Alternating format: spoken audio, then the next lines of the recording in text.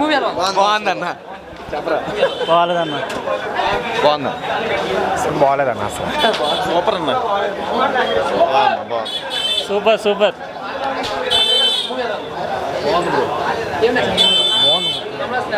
Super bro వేరే level అది ఇంకా చెప్పవలసిన సినిమా చూడాలి సినిమా చూడండి పర్లేదు బాగుంది చాలా చెప్పండి సినిమా కొంచెం ల్యాగ్ ఉందండి మైనసెస్ ఏంటంటే కొంచెం ల్యాగ్ ఎక్కువగా అనిపించింది ఎక్కడికో తీసుకెళ్ళి ఎక్కడ వదిలేసాడు మనల్ని దాన్ని అయితే రీచ్ అవ్వలేదండి ఫస్ట్ భారతీయ ఫస్ట్ 2.5 బాగుంది చాలా బాగుంది సూపర్ సినిమా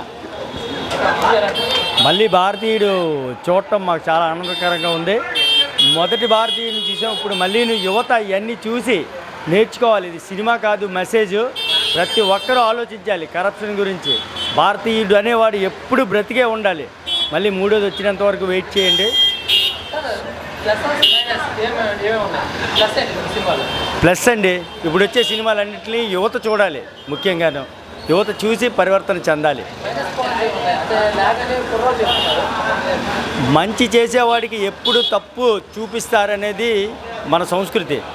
భారతీయుడి సినిమాలో మనం చూసి యువత మెయిన్ నేర్చుకోవాల్సింది ఏంటంటే, భారతీయుడు ఎంత మంచి చేసినా ఆయనకంటూ ఒక చిన్న దీనివల్ల మళ్ళీ భారతీయుడు దెబ్బలు కూడా కాశాడు.